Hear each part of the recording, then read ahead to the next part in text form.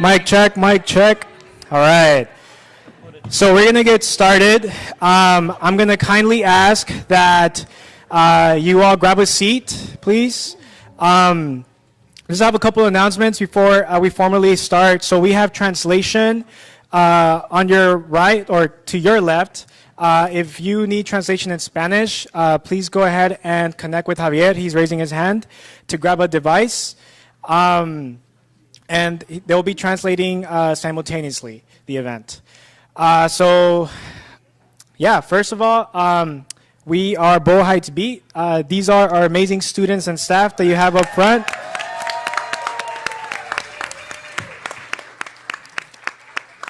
I wanted to have them up here because they've been working hard the last several months to make sure that this event is successful. And thank you all for showing up for our youth today and for your community. My name is Kevin Martinez. I am the Community Engagement Manager for Boyle Heights Beat. I was actually a Boyle Heights Beat student myself in 2011. Thank you. In 2011, I was part of the second cohort, and so now it is amazing to be back and working with the students of Boyle Heights. Up next, I'm going to introduce the Mendez High School principal, Mr. Bautista.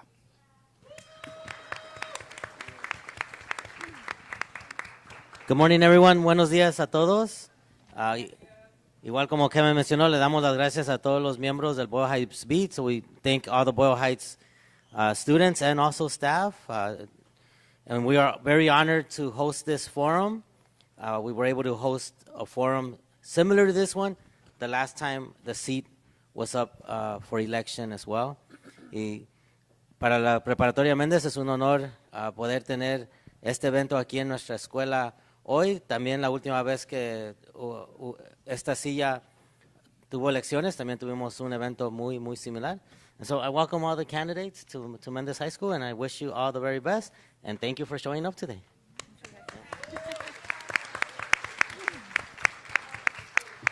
Up next, I want to introduce one of our partners, the LA Public Press, Mariah. Hello, hello. Good morning, good morning. I'm Mariah Castañeda, and I'm so excited and so grateful to be here with the incredible, amazing Boyle Heights Beat. For folks who don't know who I am, I'm the co-founder of LA Public Press, and we're news for LA people by LA people. Could all our LA Public Press folks, all the community safety folks, raise their hands, give everybody a little wave? Yay! We're an audience-first newsroom, which means our communities guide our reporting. So check us out at lapublicpress.org. We're on all the socials, and check out Smogland Radio, our podcast, and enjoy the forum. All right, and last but not least, we have the Boyle Heights Neighborhood Council, who is also one of our partners for this event. Thank you. Thank you, everybody. Hi, nice. Thank you so much for being here. We're very happy that we were able to make partner with everybody that's working here, because we are so excited that the students are getting so involved in this. This is very, very important. So, muchísimas gracias a todos los que están apoyando. Nosotros en el concilio estamos es un gran honor el poder ayudar a que los estudiantes se involucren de esta manera. So, nosotros somos el concilio vecinal. Nos reunimos los miércoles del último mes, y los que quieran visitar la página bhns.net. We are the Neighborhood Council. We meet the fourth Wednesday of the month, and you guys can visit us on bhnc.net. Thank you so much. Gracias. Disfrútenlo. Thank you. Gracias a todos los que participan. Gracias. Thank you. All right, so two more things. I also want to give a big thank you to our coffee sponsors. We got coffee from Picaresca, Barra de Café. And to Arctic Hotspot, also a locally owned coffee shop in Boyle Heights. One quick announcement. For folks that need transportation, from the forum to your home or to any location within City 14, please check out the table outside Butterfly. They're providing free transportation to folks. You can book your your ride ahead of time. You don't have to wait till the event ends. But yeah, just wanted to give you that information real quick. All right, last but not least, this is Angela. She will be our MC for today. She is a student at Roosevelt High School and our Boyle Heights Beat reporter. Hi, everyone. Hello. Good morning. I'm Angela Caliz, as Kevin just announced. I do go to Roosevelt, and I'm a senior there, and also a youth reporter with Boyle Heights Beat. Welcome to our candidate forum. We are glad to have you here today and to be able to host this. The Boyle Heights Beat team would also like to thank you for being here today. We appreciate you giving your time on a Saturday morning to learn more about who will potentially represent our community. Let's give yourselves a round of applause.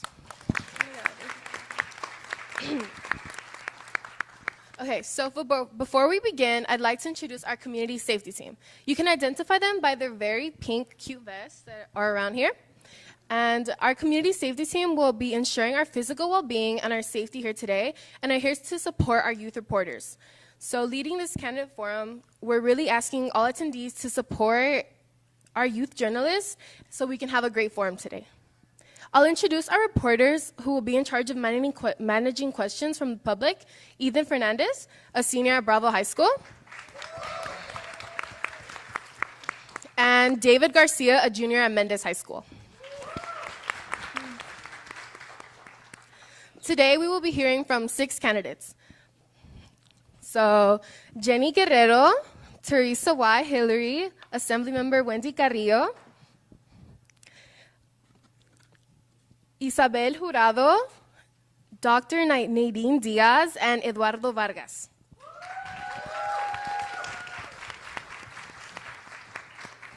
Although, as you may see, there are 2 empty seats here.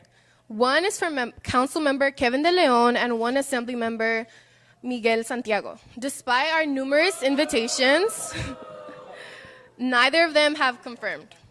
That said, please give our candidates that showed up a round of applause.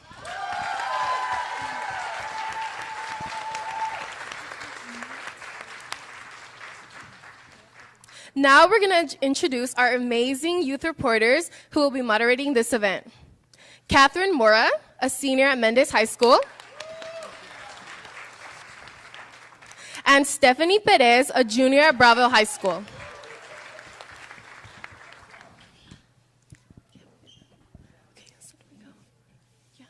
Okay, so now we will be passing it over to our moderators for this event. Thank you.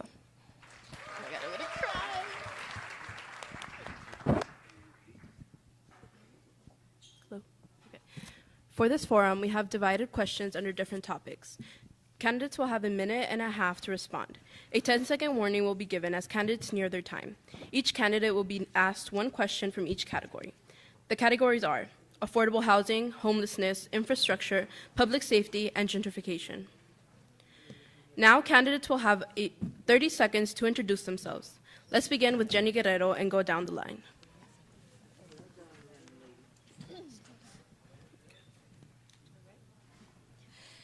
Buenos días a todos. My name is Jenny Guerrero. I don't know if we're switching back and forth. I apologize. Okay, so my name is Jenny Guerrero. I'm born and raised here in El Sereno. I am the honorary mayor of El Sereno. I'm a mother of 5 children. I'm an income tax preparer. I go to Mass every Sunday with my family and my kids. I've been working in the community for over 20 years, and I'm here to speak for you, represent, because we know the needs that we have in the community. Thank you.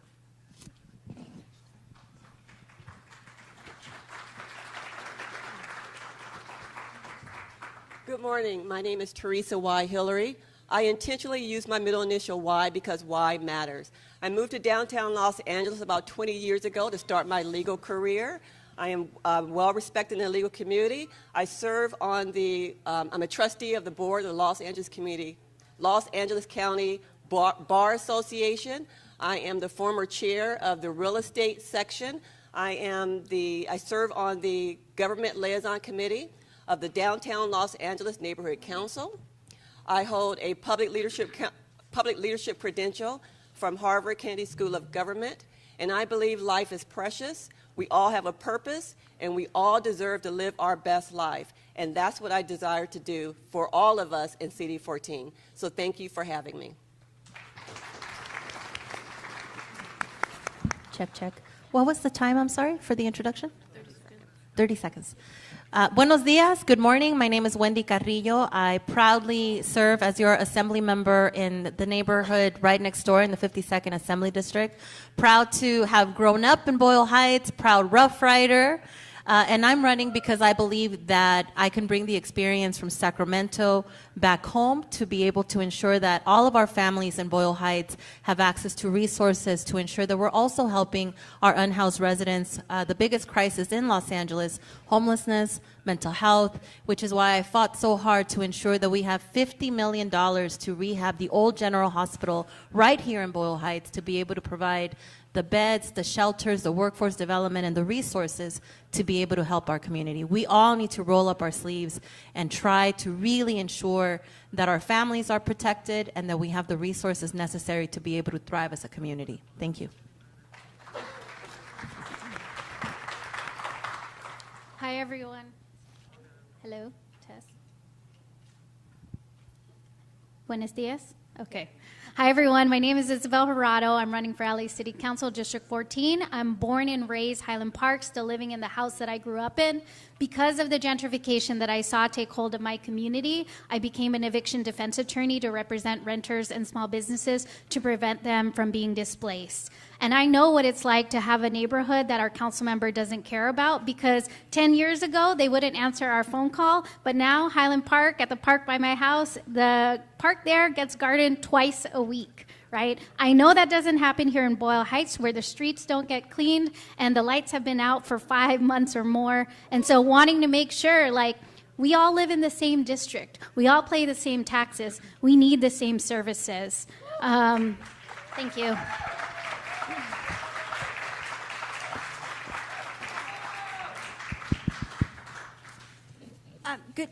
Good morning, good afternoon. My name is Dr. Nadine Diaz. I'm a third-generation constituent of Boyle Heights. I am a community activist. I have 30 years of experience in the health profession. I am running because I am concerned about the health of our community, whether it's economic health, mental health, physical health. I have been a fighter for this district, for Boyle Heights specifically. I am very, very disappointed on our lack of leadership. Back in 1995, the MTA tried to relocate many of our families. They did not want to provide a relocation plan and provide money to our people. This is happening again. There is a land grab, and we need to work together because there's many different issues here. Thank you.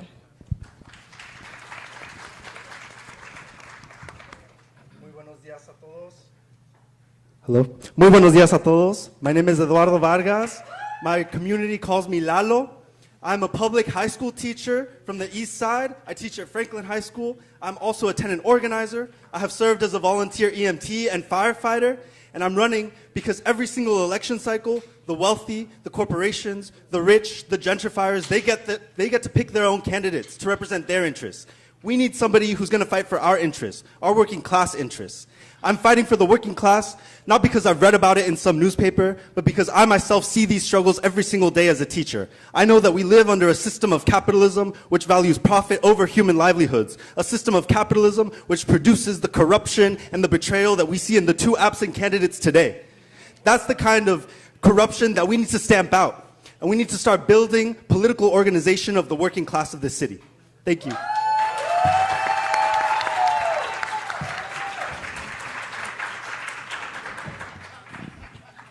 Thank you. If no one has any questions, let's begin. This question is to be answered by all candidates. This district has been let down by political leaders and their unfulfilled promises. How do you plan to regain the trust of the constituents and work together? We'll start with you, Jenny. Thank you. Transparency starts from the beginning. And if you are able, for example, I have my actual address and my actual phone number on all of my statements because I'm born and raised in the community. it is important that we are able to communicate effectively and be listening to what the needs of the community are. It's not okay to not know what's happening in the district. It's not okay when you're elected and representing something to have no idea about the things that are affecting the community and people's livelihoods. So transparency is extremely important. How much time do we have to answer? 1 minute and 30 seconds. 1 minute, 30 seconds, thank you. One of the things that I want to bring in is a platform which will allow for people, including young teenagers as the age of 13, to participate and share their needs, share what they're seeing, share their opinions, but also receive information directly from me. And this way I can see where the areas and where the pockets of the issues that are happening within the community in a way that is unfiltered and unobstructed. So whatever issues are popping up, I could see a segment of like 20, 30 people having the same issue. That's an issue. And that's a thing that someone can't just say, oh, I didn't know that this was happening in your community. I didn't know that this was affecting you. And then hold the people and the staff accountable for doing the work and resolving those issues or sending it to the departments where it needs to get resolved. Thank you. Yes.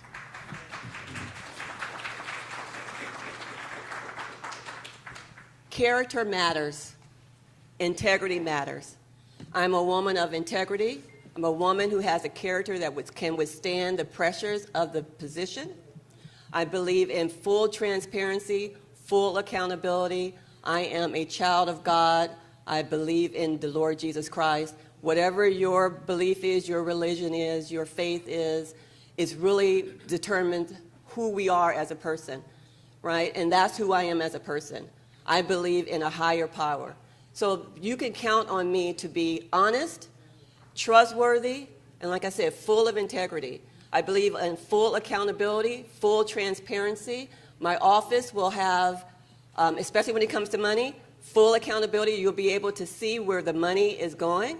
I believe in having town halls and communication, open and honest, transparent communication on a regular basis. I believe in the neighborhood council system.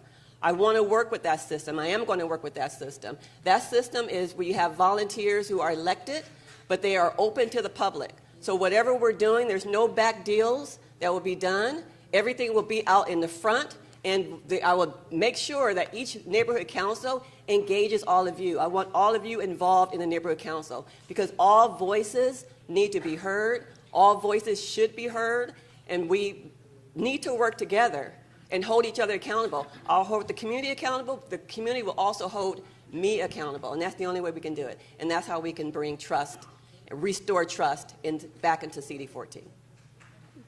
Thank you. Thank you. Trust begins with the candidates that are here today. The representatives of City Council and the Assembly member that represents this community are not showing up. What does that say about their leadership here? I want to applaud the candidates that are here because we may disagree on some issues, and we are clearly running to represent this community, but we all live in this community, which means that we all have to find a way to work together to improve the lives of the residents of Boyle Heights and all the people of Council District 14. Trust begins by showing up. I've been showing up for this community for the past 7 years that I have been elected into our California State Assembly. I'm proud to have worked so hard to ensure that the women of Boyle Heights and the East Side who were sterilized without their consent at LA County General Hospital are finally being recognized and seen for something egregious that happened in the state of California. I'm proud to have been able to fight for hundreds of millions of dollars for the worst environmental disaster in our community, and that was the DTSC Exide battery plant contamination that contaminated 10,000 parcels across Boyle Heights, across Southeast LA, and various other communities. And the reason why it wasn't as big of an issue in the newspaper and the media, why? Because it affected low-income communities of color, Spanish speakers, immigrant communities, undocumented communities. Trust begins by showing up, and I hope to be able to do that for you at LA City Council. Thank you.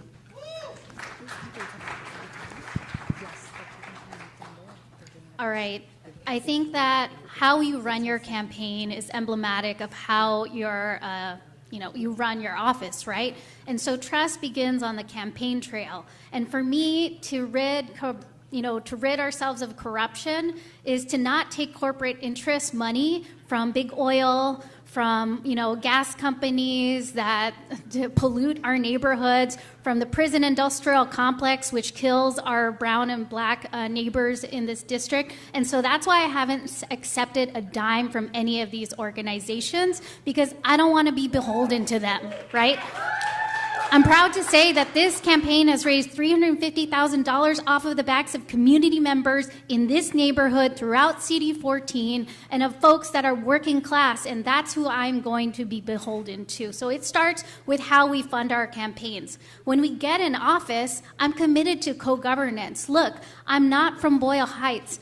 You are the best representatives of your district. You know what's happening on the ground, and I'm here to listen to you and to be an ally and not a roadblock. And that's why I'm committed, even on our campaign trail, we have a preference for hiring people that live locally in the district. We have a Boyle Heights organizer, and we're committed to doing that when we are in office, because, you are the best representatives of this district, and it's almost time.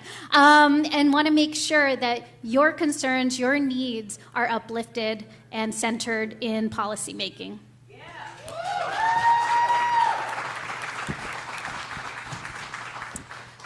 Again, my name is Dr. Nadine Diaz. I'm a third-generation constituent. I was born in 1962.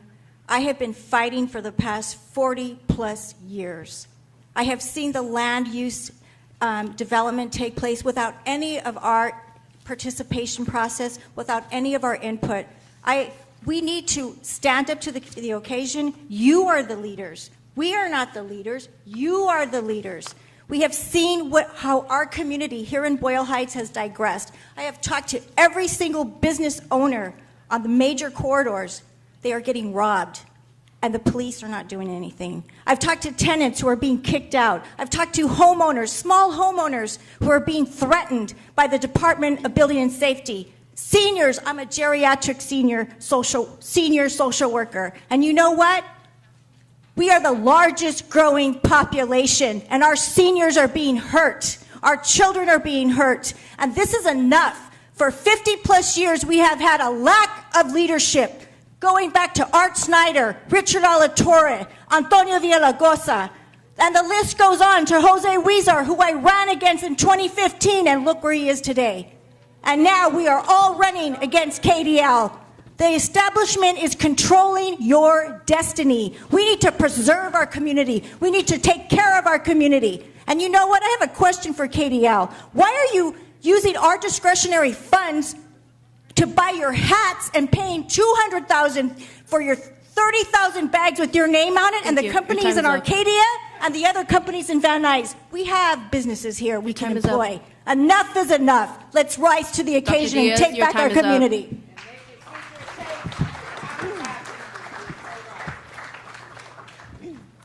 So throughout this entire campaign, I have still been a full-time teacher. I still have grades to turn in next week. I have been embedding myself as a tenant organizer in the working class struggles of our community. I've defended tenants from becoming evicted, even though it's not my job to do so, but because we know that only the organization of the working class can truly defend the working class. My campaign is committed to the working class because we're running a socialist campaign. Socialism is about putting political and economic power in the hands of the people. Socialism is the closest form of government to the people. Right now, we have the furthest thing from that. The offices of CD14 are open from 8 to 4 or 9 to 5. What working class person can even access these offices? None of us can access them. They're blocking us off because they don't want to hear from us. They don't want to hear our needs. As a tenant organizer, as a teacher, I see all of the needs in the community on the ground.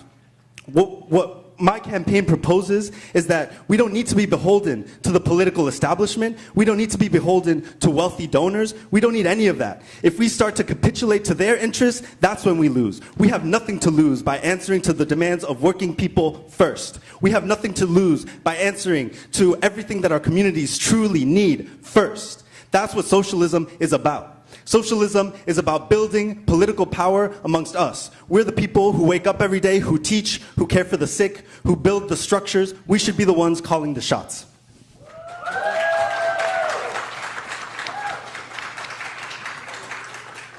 Thank you for your responses. We will now move on to affordable housing. This question is for Dr. Diaz and Isabel.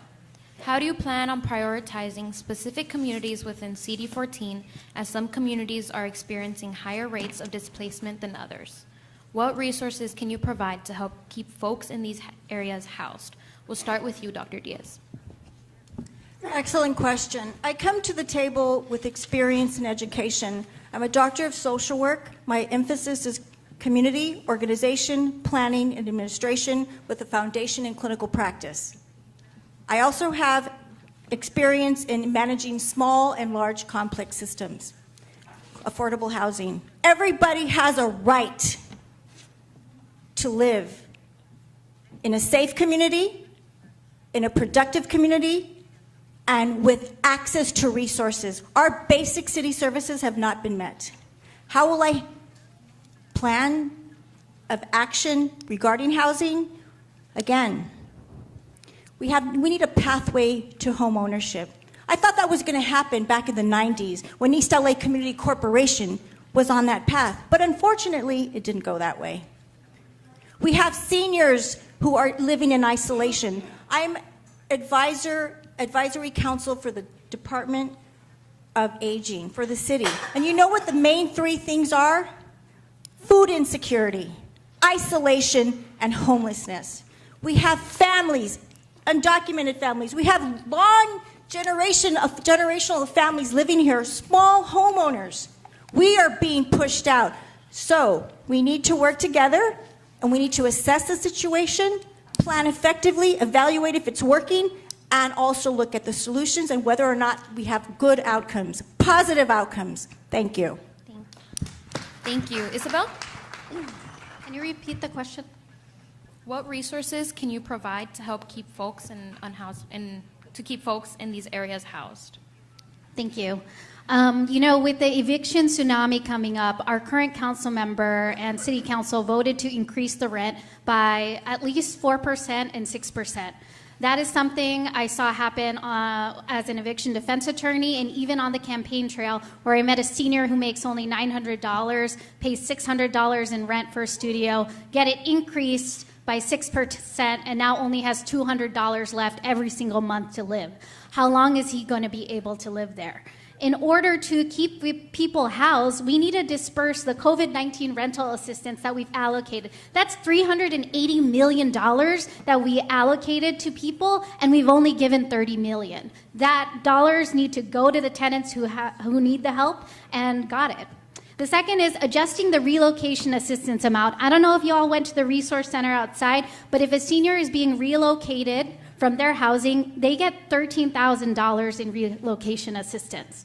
How much is that going to give you to live on for a year before they feel the pressure of rent and become displaced and, like Dr. Nadine Diaz was talking about, fall into homelessness? Third, I want to look at the county's mom and pop, small mom and pop landlord renters relief, because we are unfairly pitting tenants against small mom and pop landlords when we know we're just being crushed by the same system, and we shouldn't be punished for all trying to just get the piece of the American dream. So looking to how to bring that into the city. Now, when it comes to... Thank you. Your time is up. Okay, thank you. This question is for Assembly Member Carrillo and Eduardo. Last year, the LA City Council voted to allow rent increases on rent-controlled units. This comes while the cost of groceries, transportation, and healthcare in the Los Angeles metro area is estimated to be well above the national average. If elected, how would you help people who are struggling to afford to live in CD14? We'll start with you, Assembly Member Carrillo. How much time do we have? 1 minute and 30 seconds. Thank you. Thank you for the question. In the State Assembly, I have worked on this issue quite directly. We have allocated millions and millions of dollars to the County of Los Angeles that also go to the City of Los Angeles to be able to benefit and help ensure that people are able to stay housed and that they're able to pay their rent. We have also worked on programs that ensure that small mom and pop landlords have the opportunity to access those funds, especially when they're also struggling to pay their mortgage. A pilot project that I would like to do for Council District 14 is ensure that we have universal basic income. We know that if someone has an opportunity to have access to resources and funding, they also have an opportunity to pay their rent, feed their families, and simply ensure that they're being thriving individuals in our community. We need more resources for our community. Council District 14 is incredibly divided when it comes to income levels. Eagle Rock is one of the most affluent communities in the entire city of LA, yet Boyle Heights is a community whose average income is less than $30,000. There is a project that's being proposed right on Cesar Chavez Boulevard where it's luxury housing that starts off at $2,000, $2,500 for a single one-bedroom apartment. That is not something that this community can afford.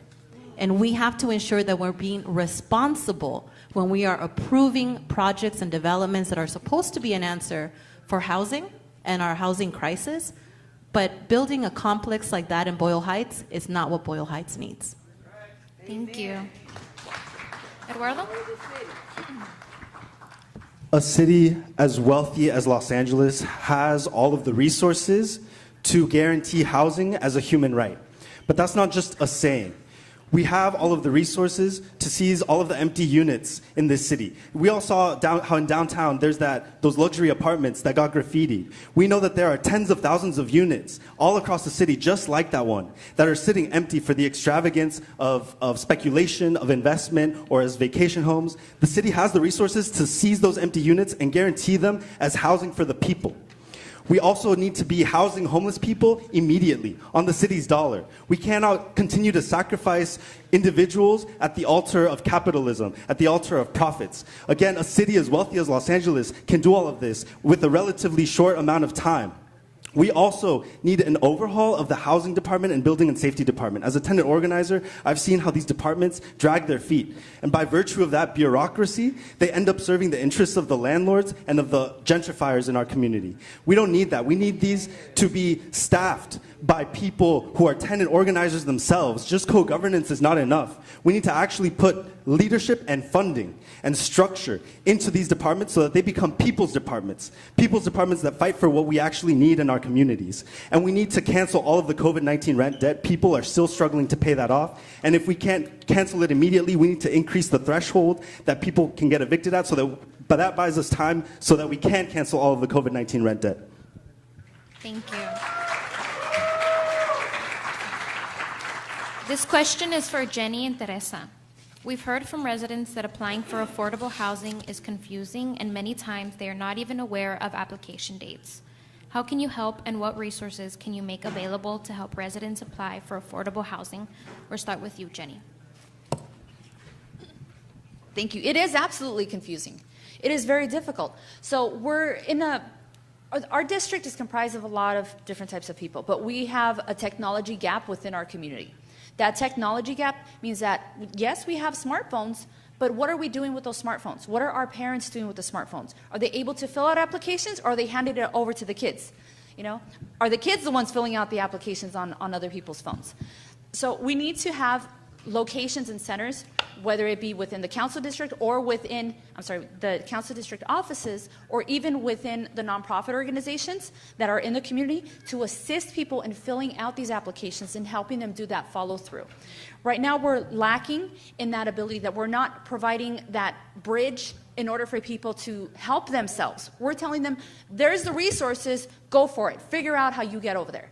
And that tightrope situation is not working. We need to build bridges so that people can actually look out for themselves, try to work for themselves, because a lot of us like to stand on our own 2 feet. Sometimes we need a little bit of help, and help is okay, But we need to, as the city goes, we need to provide those pathways in order for people to actually apply for the affordable housing, to get assistance during the application process, and we need to clean up that application process.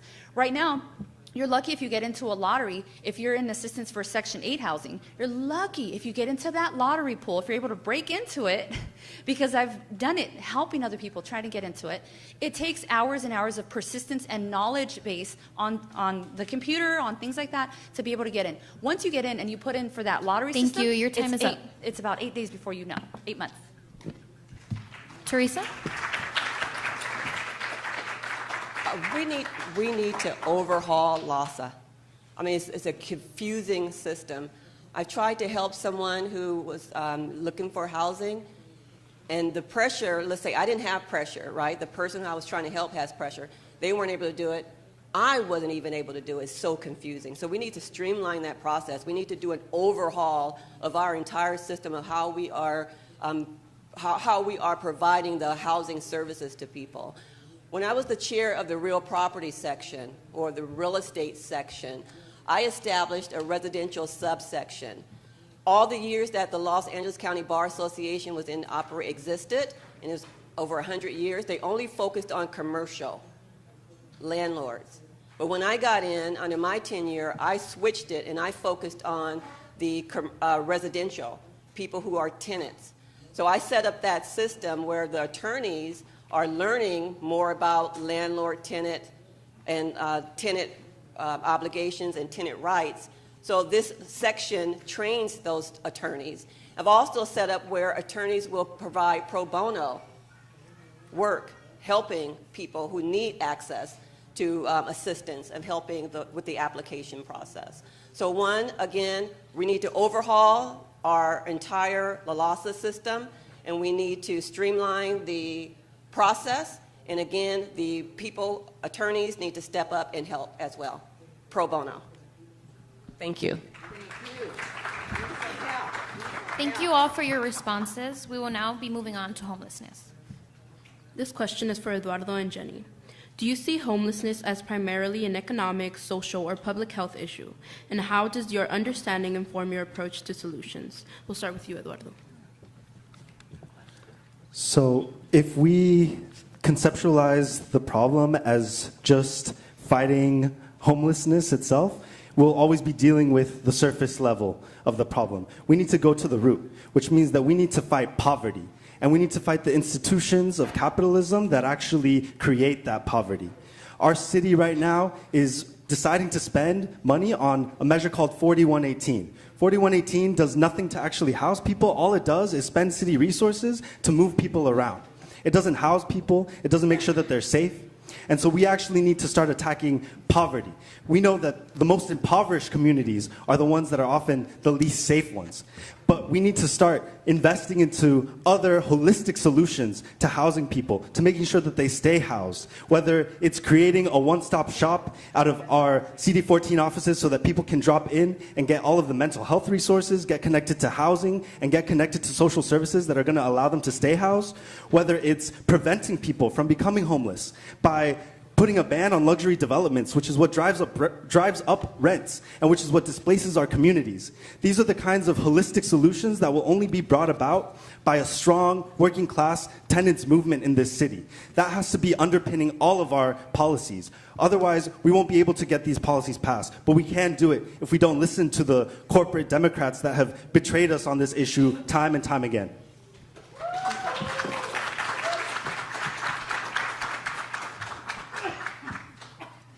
Thank you. We need to really address what homelessness is. So homelessness affects different people in different ways. So we have people that are living in RVs. If you ask someone that's living in an RV, they typically don't consider themselves to be homeless. You have people living in tents. You have people living on sidewalks. You also have families that are struggling, that are cohabitating, living in another person's home as an entire family together. Those are all different forms of homelessness. Now, when we look at encampments, we're very much affected by the encampments that are out on the street. But what happens with very large encampments is that the gangs actually infiltrate those encampments. And so what we're seeing isn't only a homelessness issue, but it's also a gang issue of the gangs taking over, charging the rents there, and doing what they do under the cover and the guise of people that are actually homeless. So it changes the conversation. Instead of us having pity for people that are in need, we're now demonizing them as well. So We need to look at all of that, understand that it has so many different dynamics. We need to change the requirements before a person is actually offered services when they become homeless. So right now, we have to go 6 months, 9 months, a year of being documented by an organization such as LASA and other organizations that are out there doing the work. If they're not already reported as homeless, you have to wait that timeline and get into the back of the line so that you can receive services. Unless you decide to act a fool and disrupt the entire neighborhood, then you'll get housed kind of quickly ahead of the line of the people that are respectfully waiting for their time to get assistance, to get into homeless, to get into shelters, to get into these things. Now, the shelters that are being provided are inadequate. Thank you. Time's up. Thank you very much. This question is for Assemblymember Carrillo and Isabel. Many residents in the neighborhood have voiced concerns over not being involved not being involved enough in conversations regarding developments in the neighborhood, such as when folks protested proposed projects at Sears Tower. What will you do to ensure that folks feel their voice is heard in such instances? We'll start with you, Wendy. Thank you for the question. The most important thing that we can do as elected leaders is work with community leaders to ensure that all voices are at the table. Sometimes that's hard because folks have different opinions. The issue related to the Sears Tower would have brought in our unhoused community from Skid Row and other areas into the Boyle Heights community. My first job as a 16-year-old going through the Roosevelt High School Regional Occupation Program was at Sears. Those were hundreds and hundreds of jobs for our community that are no longer available. Part of being engaged is ensuring that we have cultural, language, and community outreach that represents the community that the outreach is going to. If you are expecting Spanish language speakers, first generation Latinos to come to a community forum, you can't just text them. A lot of our community has flip phones. My grandmother had a flip phone for the longest time. She's not a smartphone user. So community engagement, cultural and language access, ensuring that we have proper representation is critical. I want to thank Inner City Struggle. I saw some young people with the shirts that are here today because they do the work in Boyle Heights and other East Side communities to ensure that everyone is engaged, regardless of their language, their income level, their opportunities. It's important that everyone is engaged and comes to the table with ideas and that their voices are heard. Thank you. Thank you.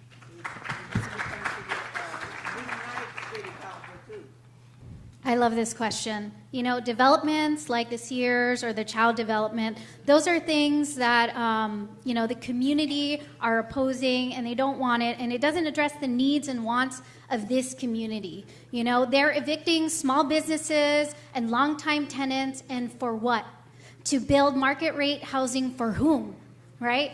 Not for us. It's for other people, and it risks displacing your community, right? I believe in same neighbors, better neighborhoods, right? As an eviction defense attorney, I always fought for tenants to remain in their homes, right? The way that development works right now, it's backwards. It's like, I liken it to baking a cake, right? Community is often brought in when you want to put sprinkles on a cake, right? At the end, when it doesn't matter. But really, community should be brought in when we're deciding what the ingredients are. And so that's why I propose the Tenant Opportunity Purchase Act or the Community Opportunity Purchase Act, because when a building is up for sale in the community, I'm going to let y'all know so that community members or the tenants that live in that building can have the first right of offer to buy the building, right? Because that's how we protect our community, by saying what we want from the beginning, being able to buy back our community to prevent it from being on the speculative market, and so that we can control what is in our neighborhoods and get what we need, right? And, you know, again, I'm going to hammer down the point on co-governance. I know the community groups that are already here. Thank you. I see Boyle Heights, Vota. Oh, sorry. I want to shout out Eastside Leads, ICS, FC, TLD. Okay. This question is for Teresa and Dr. Diaz. Unhoused people are also constituents that you could potentially represent. How do you plan to include their needs in your community initiatives? We'll start with you, Teresa. So when I moved to downtown Los Angeles from Vacaville, California, nearly 20 years ago, I didn't know really anything about Skid Row, right? I didn't know the level of poverty. unfortunately. But as soon as I found out about it, I joined a church on 6th and San Pedro. I don't know if you guys know the area. Have you ever been to Skid Row? You know the area? Okay, 6th and San Pedro. It's in the heart of Skid Row. You have Midnight Mission on your right. You have Weingart up ahead. You have Union Rescue Mission. Okay, we're there. I was there for 7 years, working side by side. I know the complexities of homelessness. I know the trauma of people who are experiencing homelessness. But I also know that they are humans, right? And they need to be treated like they are human beings. They're God's people just like all of us. And they deserve the same respect, the same love, the same services as anyone else. So what I would do, and I'm still involved in the community, reaching out, empowering them, having them really giving them the services that they need, the support that they need to help themselves, right? Because not everyone, I mean, the perception that people have, they've never been down there before, they're creating policies, they've never been in the community, they never talked to them, they never sat down and broke bread with these people, but they're with those who are unhoused, but they are making policy. I'm opposite. I've spent time. I'm still spending time. People who are unhoused have been over my house. On Sunday, you can find Thank you. me. Your time's up. I'm passionate about this subject. I'm sorry. Thank you. Thank you for your responses. We'll now move on to infrastructure. Excuse me. I thought, was that addressed? Oh, sorry. Yeah, Dr. Nadine. It's okay, hon. Can you repeat the question? I didn't hear the first part. Unhoused people are also constituents that you could potentially represent. How do you plan to include their needs in your community initiatives? Excellent question. As a social worker, I worked on Skid Row from 5 in the morning to 5 at night at the LA Mission, providing indirect and direct services for the homeless, who range from veterans, who range from American Indians, undocumented people, women of color, women who are victims of violence, all types of different types of target populations. As a social worker, I have the scope of practice to assess and to determine what are the best needs. What will I do? I will reach out to those and collaboratively work together with experts in the field, such as nurses, educators, social workers, physicians, lawyers, because everybody is important to this process. Not one size fits all. And if you want to learn more about what I did on Skid Row, PBS did a documentary called Country Docs, and you can find it on my website, NadineDiaz.com. We should not have homelessness. We also have mentally challenged people who need to be in hospitals to be protected. What happened to that? It went south after Reagan got rid of them. We need to help them too, as well as drug addiction and rehabilitation. Which, one more thing, I'm a board of directors for the Casa Treatment Women's Center. We help women who are struggling with addiction. Thank you. Thank you. Thank you for your responses. We'll now move on to infrastructure. For the sake of time, we're going to be moving to 1 minute per response. This question is for Teresa and Isabel. We have seen public transportation become dangerous and unsanitary for commuters. Many students feel unsafe while commuting. How will you work with transportation providers to create safer environments? We'll start with you, Teresa. In 2020, I was hit by an 18-wheeler on Highway 5, and I survived. Praise God, I don't take that for granted. But I never replaced my car, so I take public transit. I'm there. I rely on it solely. So I see the issues that the students are facing, and I face them too. So I love the ambassador program. I think they need to be expanded, not only in number, but in authority. Right now, for an example, they just kind of stay in one position and they don't do anything else. You know, in terms of, oh, I was told to stay here. We need to empower them so that if there's an issue on if there's an issue on the train, they need to be able to address that issue, whether it's calling 911 and getting a response, or perhaps engaging if they're safe to do that. So I will expand the ambassador position. I will make transportation free for everyone. I believe we need to have it free, and also make sure people are held accountable for their actions. Thank you. Isabel? Yes, public transit is a huge passion of mine, because, of Teresa's, accident. My mom had a disability. She had to use public transit. Public transit for working class people is the only option for them to get to point A to point B. Also, improving public transit is a huge safety issue. In Boyle Heights, we have the more traffic fatalities out of everywhere in the city. And last year, more people died by car than they did by homicide. And so to make it safer, we actually need to improve our public transit by making it accessible and reliable. We need more transit, thank you.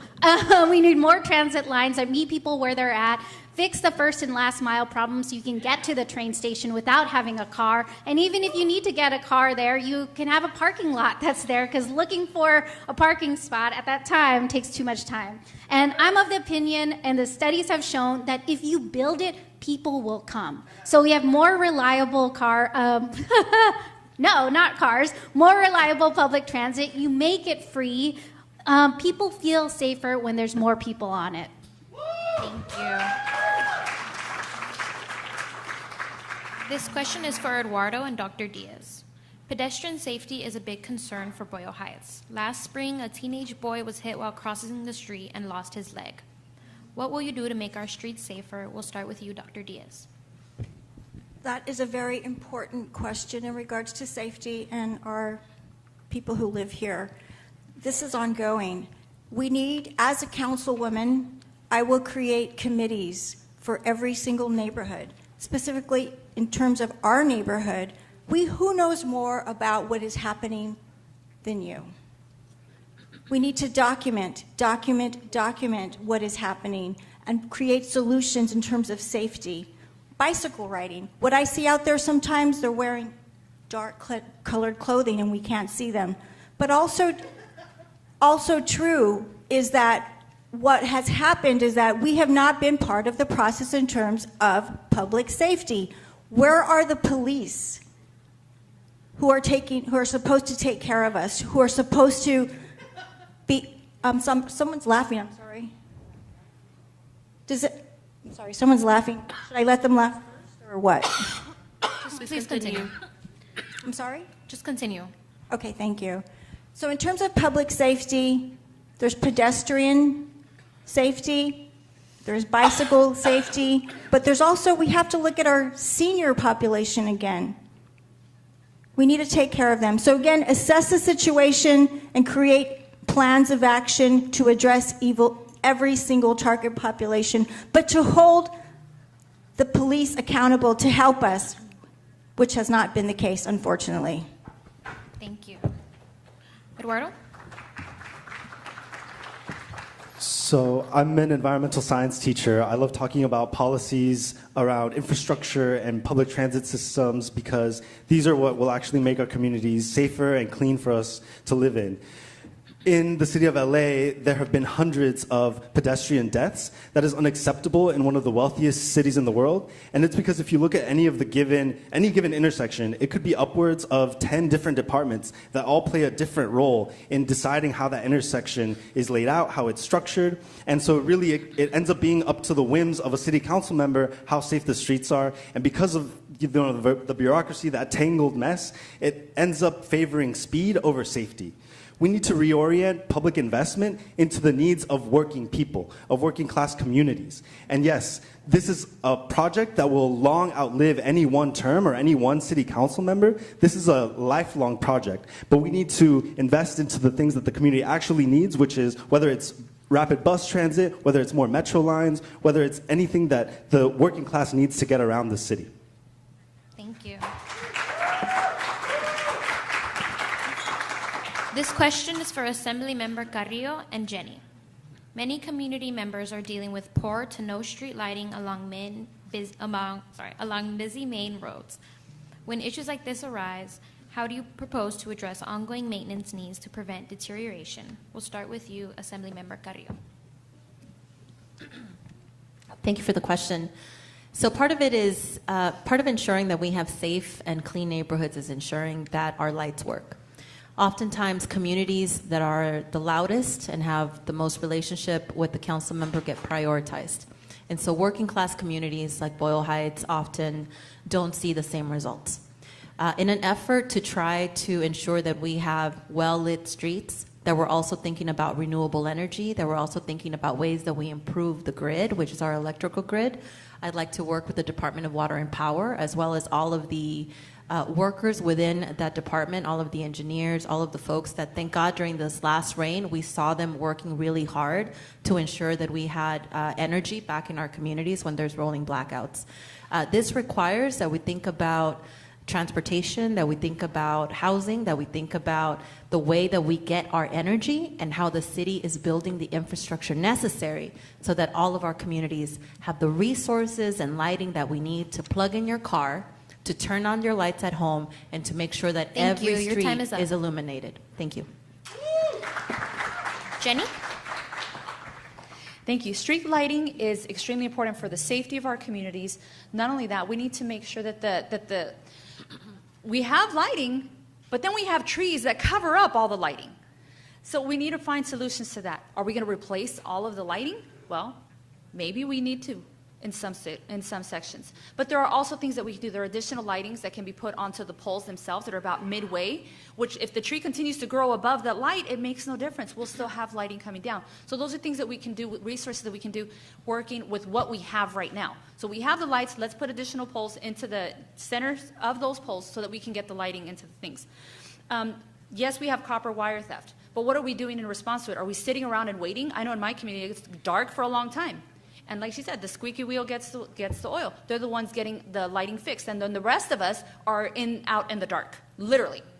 So what can we do in the meantime? Okay, so what if we can't replace that lighting immediately? Okay, well, let's bring out lighting. The city rents lighting all the time for their events. You see that? The major towers are at all of the community events. So why aren't they there when we actually need it for public safety? Let's get those towers out there in the meantime while we get Your those time things is fixed. up. Thank you for all your responses. We will now be moving on to public safety.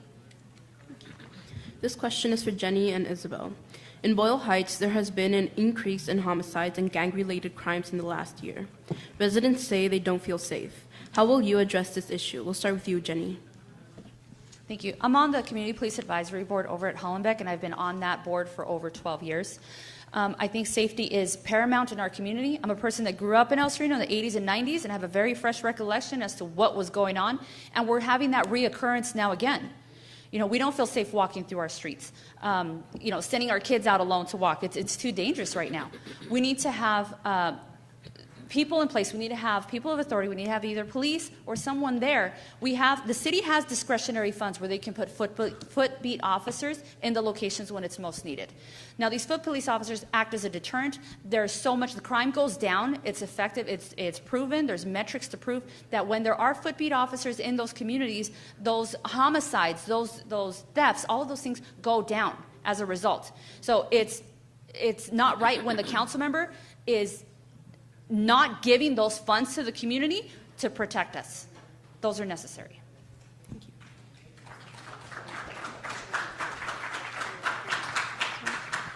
I think we have to really reimagine what public safety means and expand what we're thinking of ways that we address public safety. Every year we give LAPD more and more money. Last year we gave them $3.2 billion. And does Boyle Heights feel any safer? Well, you know, we need that $3.2 billion to invest in our communities, our youth, and our parks. The safest cities in America are the ones that invest in libraries and parks and youth programs. And time after time, studies have shown that's what makes communities safe. So we need more programming at Mariachi Plaza that uses the public space so we can occupy it for different things and use up the time so it won't be used for other elements and purposes, right? Second, you know, every time I'm at a union interview, I ask them why aren't they in our high schools doing workshops to get our youth into a union job that they'll be at for the rest of their life and help build the labor movement. Thank you.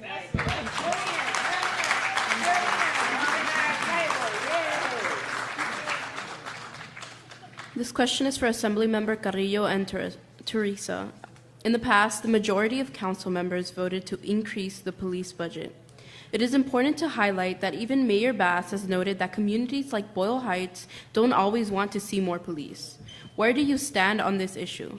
How do you envision public safety? We'll start with you, Wendy.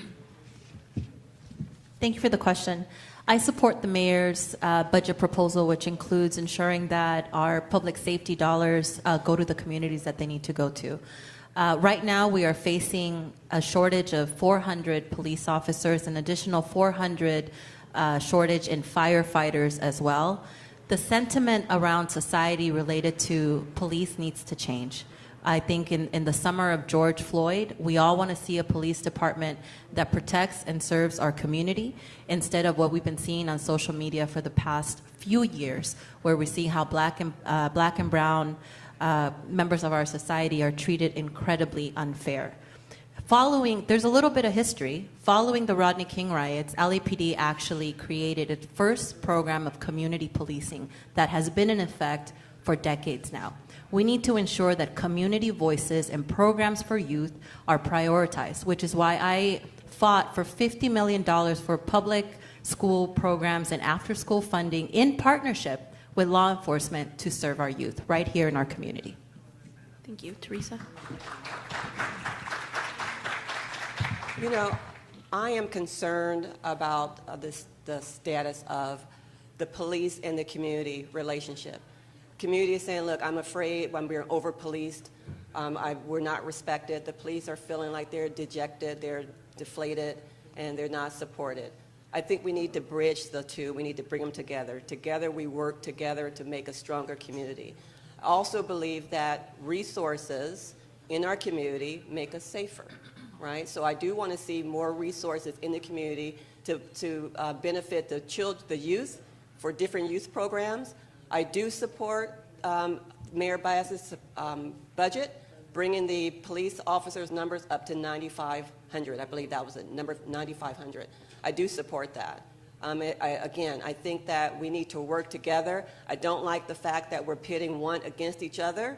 It's not that. We're all here together. We all have to live here together. We all have to work together. We need to make sure the police are held accountable for their actions, but we are to be held accountable for our actions as well as a community. Thank you. This question is for Eduardo and Dr. Diaz. The Exide battery plant has been closed for nearly a decade, and even with state, city, and countrywide funds, the cleanup process for this environmental emergency has been a mess. As someone overseeing many of the neighborhoods affected by this issue, what would you do to prioritize this effort? We'll start with you, Eduardo. Again, a city as wealthy as Los Angeles should not have contamination that we've seen, like the contamination from the Exide battery plant. There is lead poisoning in all of our communities, all the way into Lincoln Heights, where I live. It is causing developmental disorders in our children. We see it in the education system because this problem has gone unaddressed for decades. Supposedly, our elected officials are working on this, but really they're just securing funds for endless contractors. We don't actually see that investment into seeing the soil being remediated, into seeing the community being cleaned up. And so just like with Exide and just like with other policies like housing, like public safety, we need to redirect funding from the city's bloated budgets, like the police budget, into funding the community's needs, one of which is the Exide battery plant cleanup. We need to imagine a safe community, not as a function of how much money we're pumping into the police, but how much money we're investing into our working families. That's what's actually going to provide us safety, a sense of stability, and a sense of health.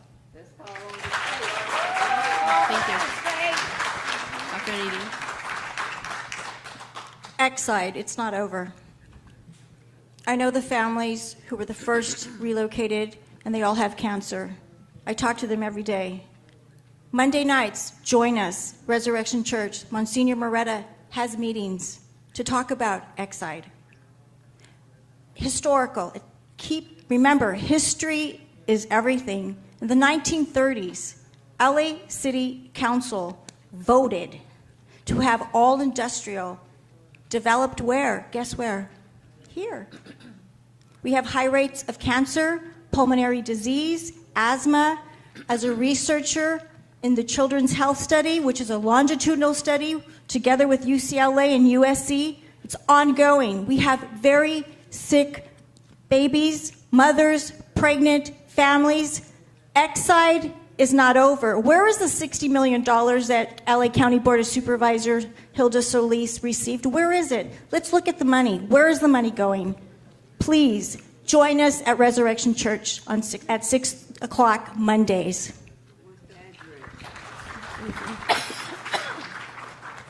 Thank you for your responses. We will now move on to gentrification.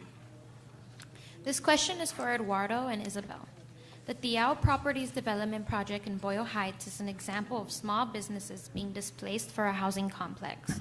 How do you plan to increase the amount of affordable housing across CD14 without displacing small businesses in these areas? We'll start with you, Eduardo. I was fighting alongside the tenants, both residential and commercial, of the proposed Tiao development project at every step of the way.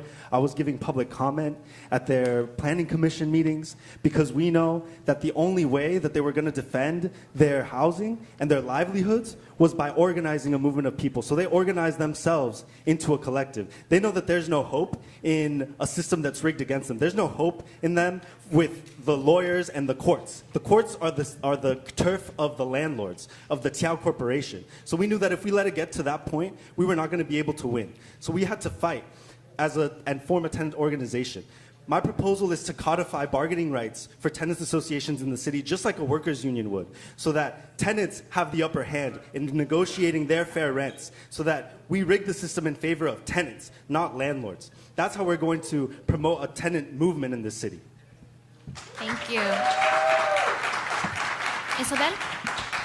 Even before the fight for this development, I've been in the trenches fighting against displacement of tenants and small businesses because I saw gentrification hit Highland Park and watch neighbors and businesses I love go out of business, right? And so in order to ensure affordability for housing and for small businesses, we need to make sure that there are long-term affordability covenants on the buildings that are actually affordable. Right now, it's only for 20 or 30 years, and those are expiring in a lot of buildings in Boyle Heights. We need to make sure that they can stay affordable for even longer. Second, when affordable housing is built, oftentimes you have to go through this system and it doesn't have a preference for people that live in the neighborhood right now. So making sure that when there are new affordable housing developments, they have a local preference for people that can be housed in them. Last, when it comes to small businesses and making sure that they're not vacant, a vacancy tax on the small businesses that are they keep it closed, they've evicted them and not replaced them at all, and making sure that there's rent control for small businesses. This question is for Teresa and Jenny. What protections will you have for the second oldest community in Los Angeles to protect historic preservation and not demolition, and work to create beautification program funding for our historic properties? We'll start with you, Teresa. Can you repeat that question? I'm hearing something else. Yes. Oh, the translator. Okay. What protections will you have for the second oldest community in the Los Angeles to protect historic preservation, not demolition, and work to create beautification program funding for our historic properties? That is a good question. Yeah. I believe in historic preservation. I believe that the community should support that or have a say in that. So I would focus on the community, what the community wants in terms of which homes or which locations should be preserved, and I would fight to preserve that. Fight to find the funding to be able to support the preservations of those different locations, but really turn it on the community, because I represent the community, and I want to make sure that I am doing what the community wants me to do. So I would focus on what the community is saying, and then find the resources to make sure that happens. Thank you. Thank you. Jenny? The historic preservation overlay zones are extremely important in our communities. It is important that we push to have more of them. We don't have enough. I know in the community of El Sereno, we're fighting very hard to designate certain zones of that, because that is what's keeping them from bringing in the large complexes and this and that. So it's really important that we as a community, stand together and say, okay, yes, we want these areas designated as historic preservation zones so that we can't have that uplifting and that turnover, and all of a sudden we have, these high rises coming into communities where they have no business coming into. Those historic preservation zones can help us also with when it comes to the buses and the transportations. If we are going to have transportation coming through a community, that's fantastic. We need transportation, but we don't need that at the cost of saying, okay, now we're going to up-level the community and build these huge properties where we have 300, 400, 600 units without any parking whatsoever because there's a bus line in front of it. We're in a parking poor community, and so we need to see what we can do to address the parking issues that we have, and the historical preservation zone is Thank a you. way Your to time do is that up. as well. This question is for Dr. Diaz and Assemblymember Carrillo. Are there specific criteria or guidelines you would advocate for to ensure that development projects contribute positively to existing community? We'll start with you, Dr. Diaz. I love this question, land use. It is important to me that everyone has a seat at the table, a voice at the table in terms of land use development. That has not been the case for the past several years. And let's go back to former Mayor Reardon. His policy was within a 500-foot radius of any proposed project, it is important that every single person impacted by this project have a voice, provide comments, provide input. That has not been the case, unfortunately, since former Mayor Antonio Villaraigosa to the current time. What is happening currently, and I know this for a fact, I live here. I've been here, my family's been here for 3 generations. What we have right now is a developer by the name of Danny Navarro. Research him. A former heroin dealer who is building all of these high-density projects without any input. We need to turn to people and groups like the Boyle Heights Community Partners who wants to preserve the historical preservation, but also to make sure that everyone has a seat at the table. This shenanigans must stop. Your time is up. Thank you. Well done. Well done. Assemblymember Carrillo. Sure. Are there specific criteria or guidelines you would advocate for to ensure that development projects contribute positively to the existing community? Thank you for the question. When I did my first interview with the Boyle Heights Beat a couple of months ago, I talked about the development that's a luxury complex, 50 units, 5 affordable housing, right on Cesar Chavez in front of La Parrilla. The Boyle Heights Beat currently asked the current assembly member what he thought about that project, and he said he didn't know enough about it to make an informed decision. That's because he is beholden to the people that are supporting his campaign. In order for us to be able to support our community, we need to know our community. Boyle Heights is a community that is 30% below the national poverty line, makes below $30,000 a year. I am the author of a regional program called La Casa, the Los Angeles County Affordable Housing Agency, which will prioritize affordable housing across the city of Los Angeles, across Boyle Heights, across our entire district, because our community does not need more luxury housing. We need affordable housing to ensure that we can thrive, live, and be able to live in the community that we love. Thank you. Thank you. Thank you, everyone, for your responses. We will now be transitioning to public comment.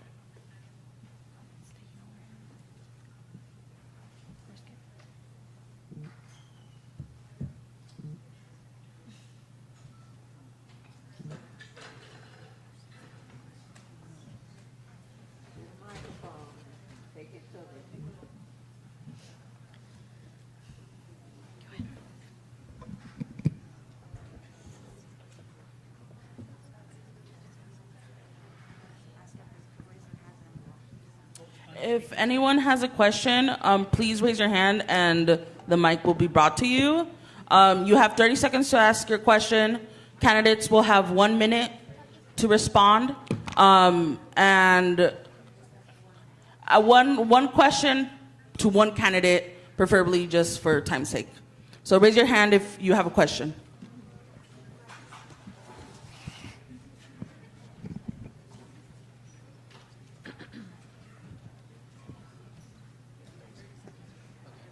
Hi, my name is Tony Marquez. I live in Boyle Heights.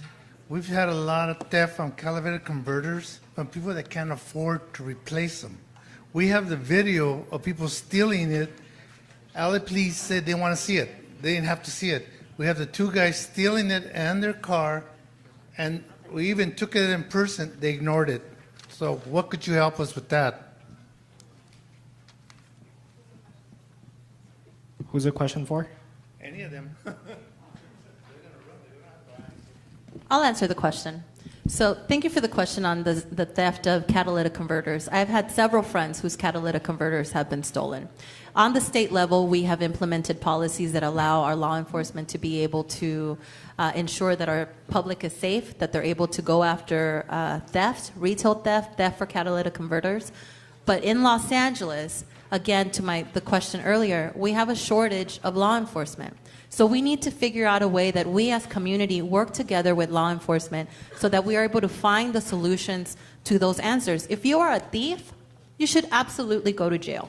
No one in our community should be able to get away with theft and harm to our communities without facing the consequences. And I think right now we're in a very interesting place when it comes to public safety, but we need to be realistic about ensuring that our communities are safe, that those cars work to be able to get to work, drop off your kids at school, and be able to go on with your day.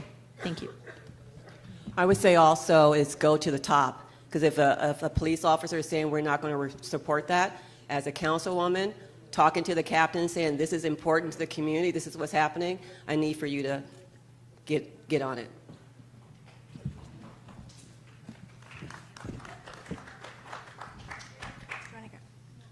Is it okay to answer that question? Oh, sorry. Oh, sorry, Jenny. That's Buenas tardes, mi nombre es Araceli Brito. Yeah. Mi nombre es Araceli Brito y yo tengo una pregunta. Todo lo que hablaron está muy bonito, me gustó, pero yo soy homeless, yo vivo en la calle con mis 2 niños. Hace un año me sacaron del shelter, lo mandan a uno a shelter y lo tratan a uno como perro los shelters. Nadie hace nada por uno, entonces nadie lo chequea. Tengo un año viviendo en la calle, aquí en Boyle Heights, por la Evergreen.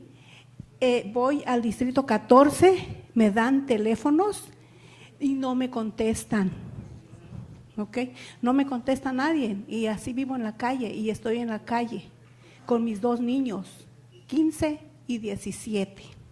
Les pido por favor que me ayuden porque ya estoy cansada. Ha llegado muchísima gente de otros lados y ellos son los que tienen shelter. A uno en lista de espera. Gracias. ¿Cómo se llama? Araceli. Araceli, gracias. Araceli, thank you so much for your question. Homelessness is something that I really care about, and I'm sorry about the situation you're in. Definitely someone from my campaign will reach out to you to make sure that we can help you through the process to get you housed. The policies that we propose are called community resource hubs, which are a one-stop shop where you could go to sleep, take a bath, have a meal, because we'll have storage on site. We'll have a place to put your pet so that you can actually go in and take a shower. And then after that, meet with a housing navigator who can put you on that pathway when it becomes available and see a doctor. Because when you go to a shelter now, you can't go in if you're not clean. You can't go in if you have stuff. And if you have a pet, you can't go in either. And when you get in there, like you said, there's no other help. Right now, we also don't have any safe park sites for our working poor, our neighbors who live in their car. And in Council District 15, there's 2 of those where our working neighbors can park their cars safely. And last, we need more interim housing where people, I still have 10 seconds. We need interim housing in this district so that folks like you can have a bigger place to stay than just a tiny shed with a bathroom inside. Because right now, there's no bathroom. You have to walk in the middle of the evening to go to a bathroom at these tiny sheds. So thank you, and we'll be in touch. Señora Araceli, lo que nosotros sabemos es que vivimos en un sistema cruel. Lo que usted ha experimentado es algo cruel. Yo no le tengo que explicar eso a usted ya lo sabe, lo ha vivido. Y este es el sistema del capitalismo, este es el sistema que favorece a los ricos, que no favorece a la gente ordinaria. Nosotros tenemos los recursos en nuestra ciudad de darle una vivienda, así como le garantizamos el seguro de desempleo a la gente, debemos de garantizarle la vivienda a la gente, para que usted y su familia y miles como usted tengan una vivienda y tengan dignidad. Eso es lo que nosotros queremos como socialistas, que ustedes tengan el poder. Necesitamos liderazgo nuevo en la ciudad, porque es algo inhumano lo que está sucediendo en la ciudad, porque sabemos que la ciudad solo ha tenido líderes que favorecen a los ricos.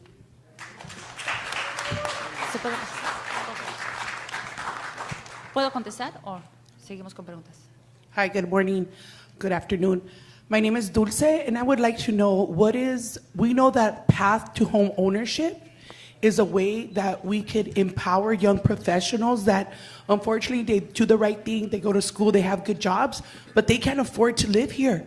They can't afford to live in El Sereno, where one time that's where you were able to purchase your home, as I did, in Boyle Heights or in Lincoln Heights. Highland Park, no se diga, $1 million, right?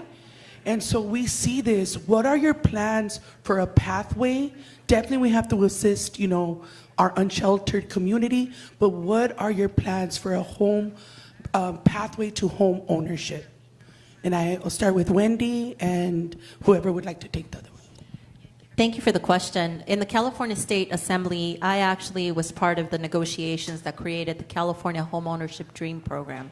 Millions of dollars to be able to be allocated to our community for first-time home buyers. And what we discovered was that if you had access to the internet, if you had access to resources, you were the first in line, meaning that Los Angeles and the city of LA had the least resources. You know who got the majority of our public dollars?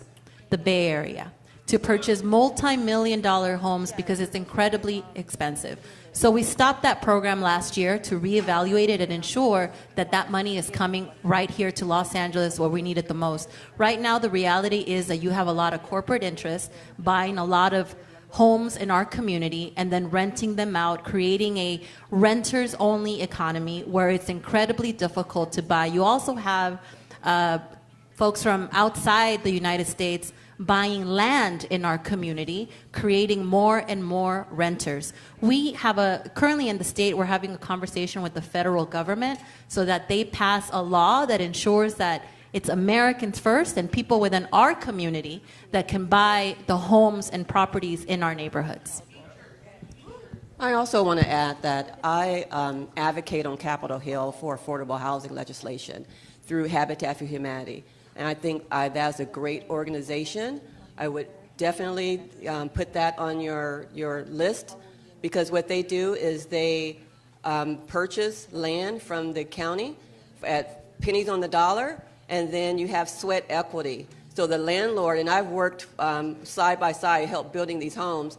The owner will work side by side, sweat equity. They also teach you how to manage your finances. So once you get a loan, because a lot of people don't know about loans and terms, they walk you through that, and then they help you make sure that once you get into the property, you don't lose the property. So I would suggest Habitat for Humanity. There are other organizations out there as well. And when I get into office, I'll be expanding those organizations, because I do believe wealth, generational wealth is with home ownership. Why pay for the landlord to pay off their mortgage when you can be paying off your own mortgage? And I tell people, if you can afford to rent, I know it seems bad and it is hard, but if you can afford to rent, you can afford to own. My father told me that years ago, and I couldn't believe it until he papered it, showed me on paper that that's true.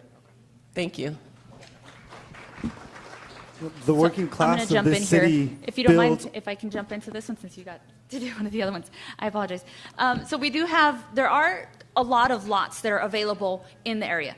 But one of the fears are when you see certain lots is, will all of your funding go into figuring out if there's footing? Because a lot of our zones are subject to liquefaction.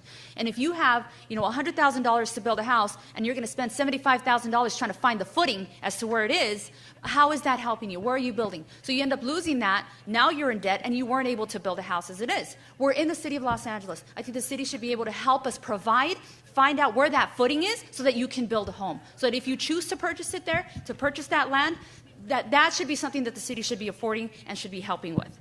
We have many locations in our city as well that you have to pave your own street because there's no access to them. And so that takes a lot of the funding as well. We're in the largest city in Los Angeles, in the United States, second to New York only. And we don't have sufficient paved streets so that the people can get to it. That's where all of their money is going. So we need to provide those things, provide access for those streets, access to sewage, because a lot of people still have septic tanks in our communities. We need to provide sewage. We need to provide streets. We need to provide these things so that people can come in. That is time.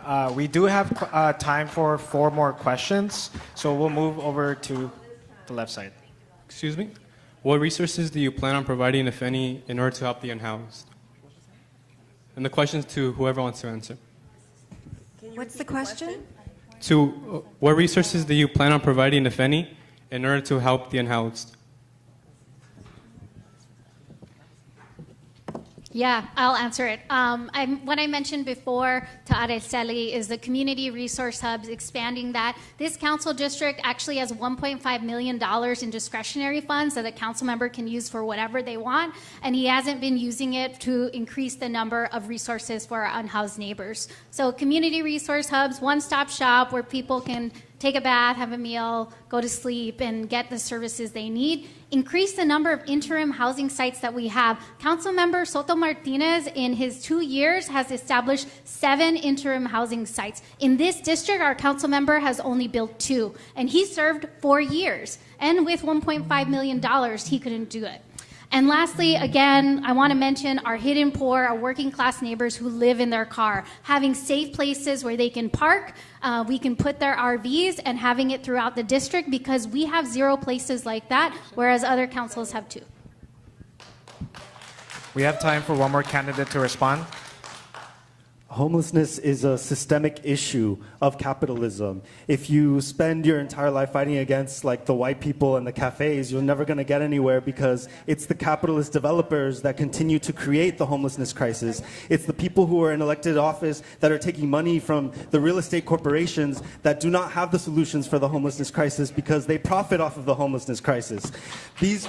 We need new solutions that are going to have a holistic approach to getting people housed, to putting funding into people's needs, not a bloated police budget. We need to house homeless people now. We can't just wait around for another career politician just for them to betray us another few years down the line.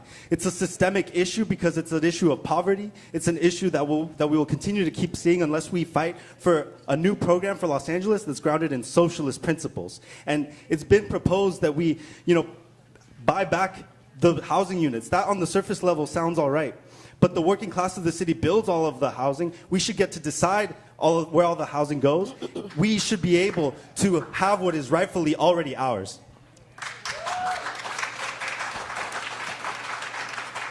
I will be very brief. For one of the candidates who is not here today, after raising $7.8 million and spending $5 million, Mr. Santiago's committee filings show he allocated $20,000 to this community. Where did the millions go? It went to support other corporate Democrats. It went to other campaigns. It went out of our district. I have a lot of information, financial budget here. Our current councilman paid approximately $201,000 for 30,000 baseball caps with his name on it. That money could have been kept here, but it went to Arcadia, to the Simply Green company. That company he could have invested, or not invested, contracted with another company in our district. There's money out there. It's a shell game. They're playing with our money. That is time. Thank you. Next question. Sí, buenas tardes a los candidatos, y esta pregunta es para quien lo quiera contestar. Yo tengo más de 40 años viviendo en esta área de Boyle Heights y tenemos el barrio en una oscuridad, y lo hemos reportado muchas veces a nuestro concejal Kevin de León, y hasta ahorita no ha puesto las luces en los postes, y tenemos unos focos que están adaptados en los postes de madera porque se necesita mucha iluminación porque hay violencia. pero hasta ahorita no hemos recibido ninguna contestación ni ha hecho su trabajo. Queremos un concejal que no se vaya a sentar allí, que diga, pues estoy trabajando, pero aquí tenemos la muestra que no están trabajando. Tenemos mucha necesidad de un concejal que trabaje de verdad, no nomás que esté agarrando su sueldo y nosotros que damos el voto nos olvide. Ya estamos hartos de estar en eso. Gracias, y quien lo quiera contestar, contéstenlo. Muy de acuerdo. Su comunidad está sufriendo igual como mi comunidad aquí del Sereno, de la misma capacidad, de que llamamos y dejamos informes en la oficina del concejal y ellos llegan a un punto donde le dejan de contestar a uno. ¿Y dónde quedamos nosotros? Con la misma en la oscuridad. Entonces es necesario, esa es la única promesa que voy a hacer en la comunidad, es de siempre estar presente y estar apoyando a nuestra comunidad en esas necesidades. Estas necesidades que ellos significan que son necesidades básicas, son necesidades tan importantes para la seguridad de nuestras comunidades. Es muy importante y yo le aseguro eso, que sí vamos a ver cómo podemos alumbrar nuestras comunidades para que tengamos un lugar más sano para vivir. Gracias. Because of time, we will go ahead and move to the next question, and then we have afterwards one more question, and we're going to have to wrap up public comment. We apologize. Thank you so much for this opportunity. I'm Granny of Service Employee International Union 721, here to have a voice for our members that we care about, that lives in these communities that are affected by all, especially that Exxon battery company. I'm asking the 6 of you, because there's only 6 of you, may it be state or city, I'm asking you guys to come aboard to help us to protect our members that live in these communities, these cities, the hood, if you may, to protect our members. We have spent many dollars in a campaign trying to reach out to the community, but we need someone that's higher up than we are, that elected, that can get that funding. May it be city, state, or federal, we don't care. But we do care about our members. And I ask all 6 of you, whoever sits in that seat, because Granny will be there, I want you to help us to clean up these neighborhood and city and protect our members. Thank you so much. Granny, I want to say thank you for being here today. Excuse and me. I also want to excuse me. say the union that the candidate that your union endorsed is not here. And that's something this gentleman right here that SEIU 721 endorsed did not show up to this forum or to the Boyle Heights community. All of us are here. Thank you. For that, I'm glad you jumped in, just to make Wendy. that point. But I also want to say that as an attorney, I've worked on these types of cases before. I represented, when I was a younger attorney, Athens Tank Farm. I don't know if you guys are familiar with that. It's the same type of situation over at Magic Johnson Park. It involves 3 child care centers. So I know what's happening here, and my experience as an attorney and working on this type of case would definitely be valuable when I sit in that seat.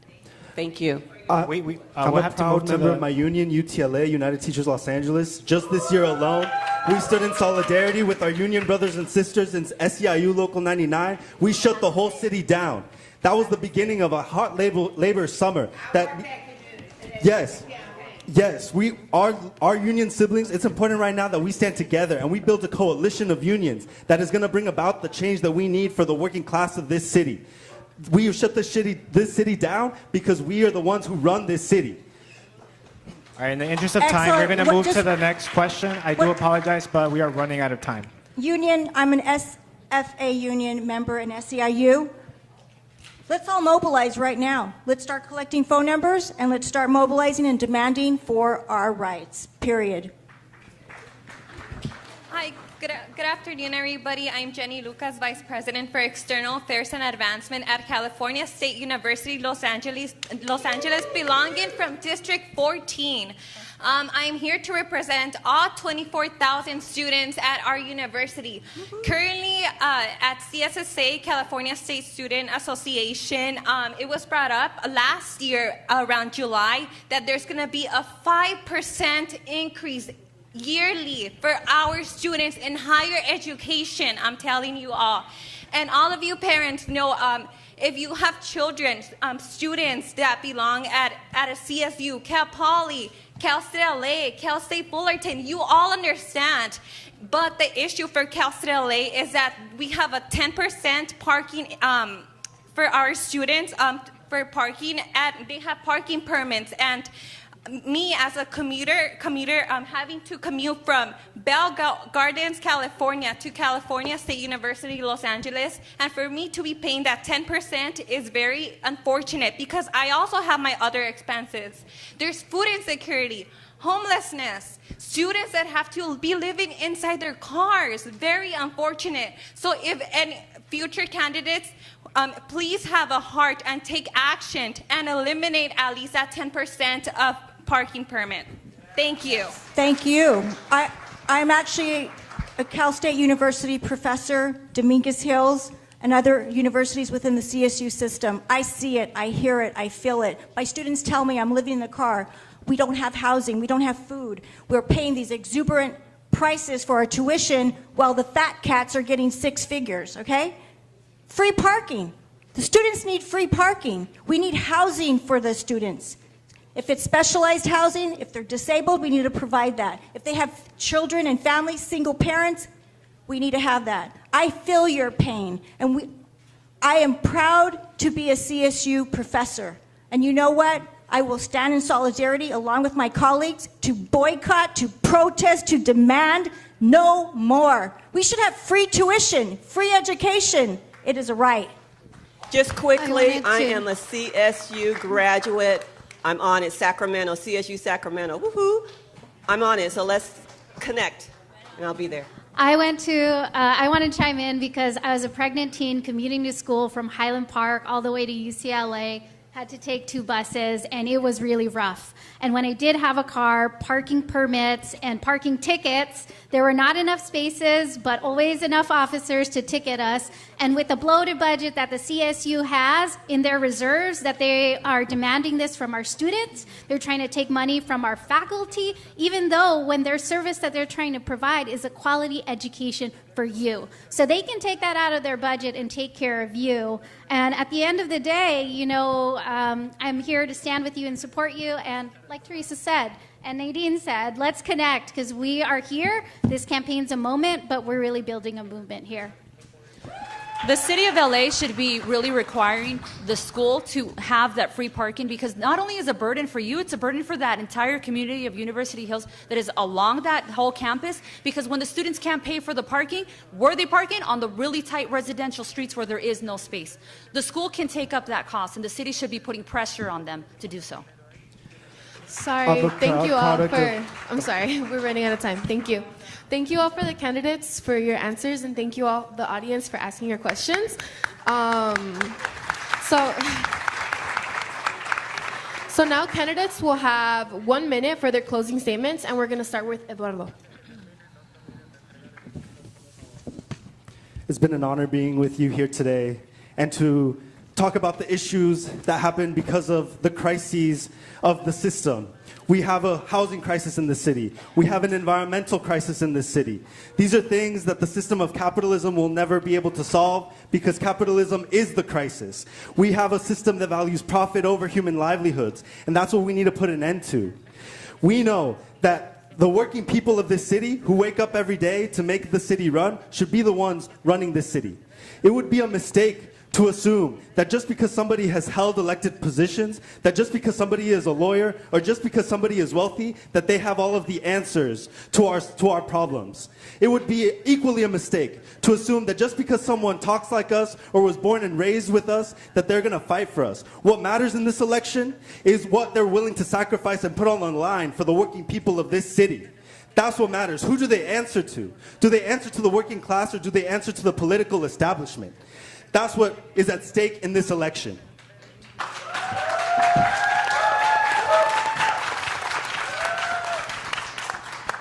I'm Dr. Diaz. I'm running to restore transparency, integrity, respect, and service. Long overdue. Each council person gets paid $19,000 per month from our taxes. What has happened? At least 7 of them have been indicted, and the others are in trouble. So what is going on here? Follow the money. Follow the money. Follow the money. Follow the money.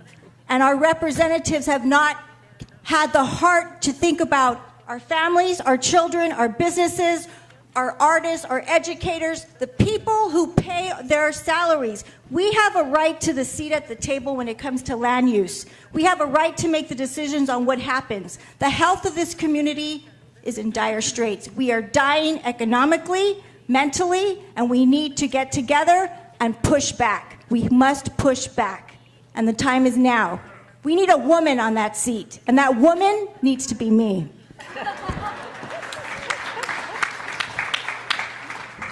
Hard to follow that up.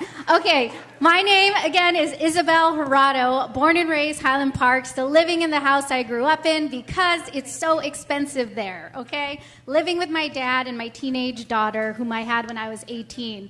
Look, Boyle Heights is a community that keeps being talked about by our career politicians, and the people that represent you today are nowhere to be found. We're out here at this forum because I want to listen to you. I don't have all the answers, and that's why I'm committed to working with you, with groups in this community, like Fideo Comisa Tierra Libre, with Community Power Colectivo. I see Blanca out there trying not to sleep.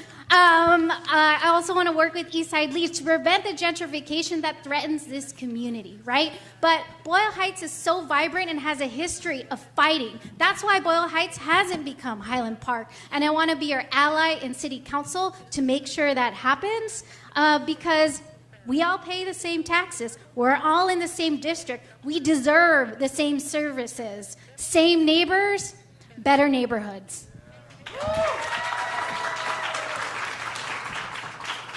Thank you. First, let me thank the Boyle Heights Beat and all the students that put all of this together. A big round of applause for them. A big round of applause for all of the candidates who showed up for Boyle Heights. I am a daughter of Boyle Heights. I am a formerly undocumented young person in this country. I had a pathway to residency and citizenship, and I chose to run for office 7 years ago because I wanted to see representation for my community in our California state legislature. And I'm running for city council now because I believe that we can do better. We absolutely deserve safe and clean streets. We need to prioritize the biggest challenges, homeless and mental health crisis across Los Angeles, ensure that we unite Eagle Rock to El Sereno, to the Northeast, to downtown, to Boyle Heights, to Skid Row. And we have an opportunity to create a better Los Angeles, and it starts with us. Wendy Carrillo is where you can go for more information, and I'd love to have your vote and your support for this election. Thank you very much.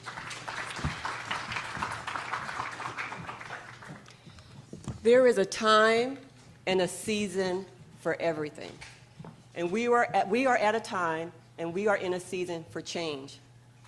Right? It's bigger than me, it's bigger than you, it's bigger than politics. And I see change happening from the inside out, starting with ourselves, our families, and our communities. I want to build policies that's going to remove barriers, build bridges, to allow us to have more life, and that life abundantly. I believe life is precious. I believe that we all deserve to live our best life, and also believe that we all have a purpose. I'm destined to serve you, Boyle Heights. I am purposed to serve you, Boyle Heights. And I'm called to serve you, Boyle Heights. And that's what I'll do. And I hope that you hear my heart, you feel my heart, you see my sincerity, my integrity.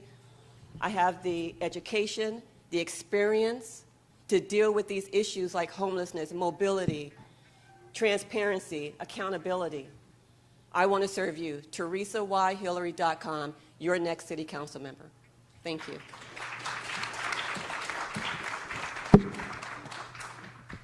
No, pues ahora me tengo que acercar más. Les quiero dar las gracias a todos por habernos acompañado, por haber estado con nosotros.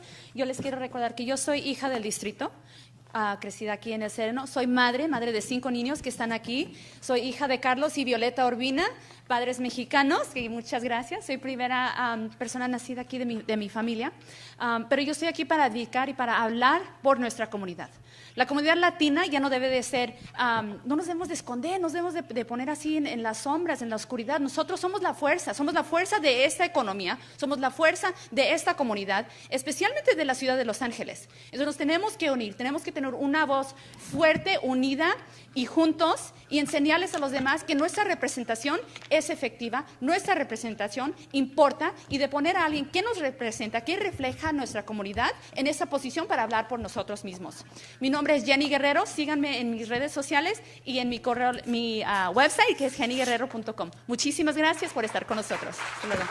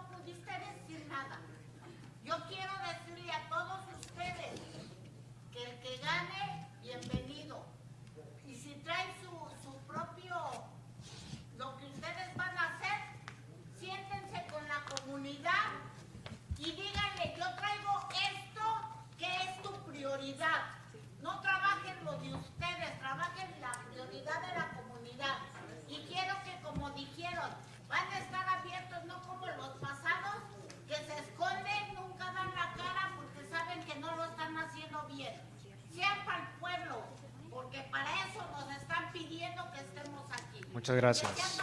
Muchas gracias. Gracias.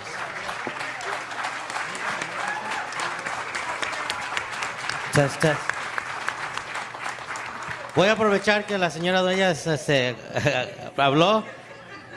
There's a teacher being blocked downstairs. She needs to leave. If you own a Honda license plate 7YMR264, Honda 7YMR264, if you could, it's a black Honda. Black Honda. So you could please move the car. She's been waiting a while, and so she needs to leave. Thank you so much. Gracias, señora Dueñas.